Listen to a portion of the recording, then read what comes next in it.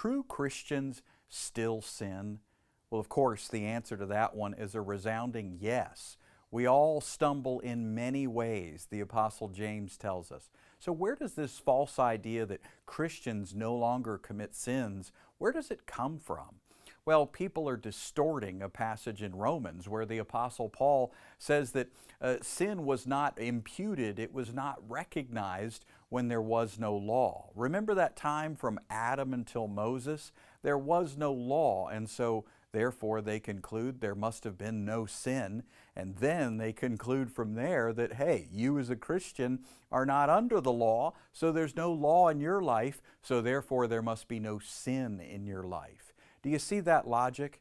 You can understand it, but certainly it's flawed. How is it flawed? Well, Romans tells us that nevertheless death reigned from Adam until Moses, even over those who did not sin in the likeness of Adam. What does that mean? It means that the death that was caused by sin, remember Adam when he ate of the tree and that death was passed down?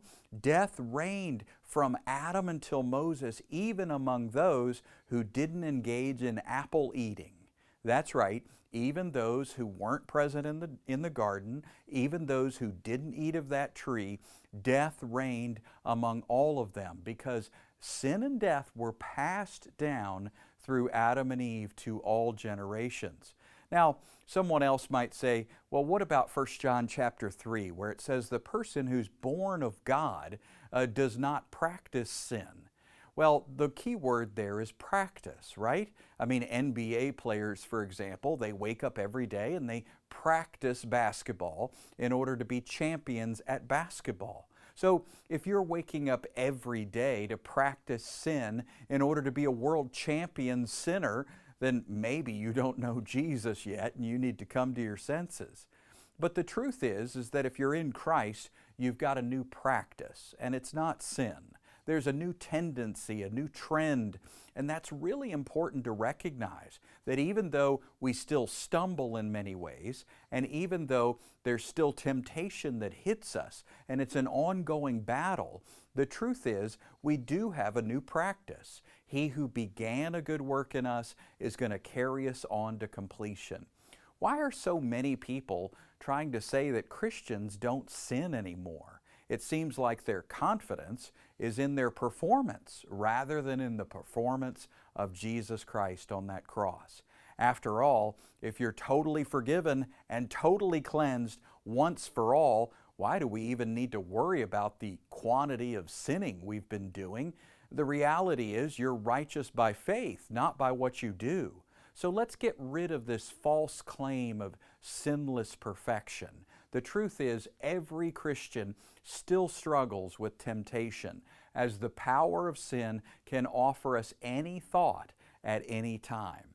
But our righteousness comes from the death, burial, and resurrection of Jesus, not from what we do. So when we examine Romans, we learn that death reigned from Adam until Moses, even over those who didn't engage in apple eating. And that's why you look at the flood, for example. God surveyed the earth and He saw wickedness all over the earth, such that He brought a worldwide flood. How would He see sin? How would He recognize wickedness without the law? Well, there's a simple answer to that one, because He's God and He knows wickedness when He sees it.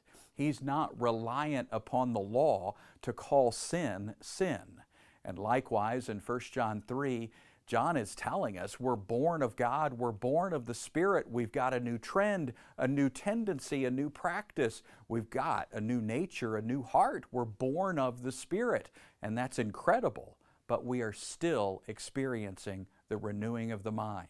We're learning and we're growing, and we stumble in many ways. Let's put our confidence in the performance of Jesus Christ on that cross and through that resurrection. That's what matters most.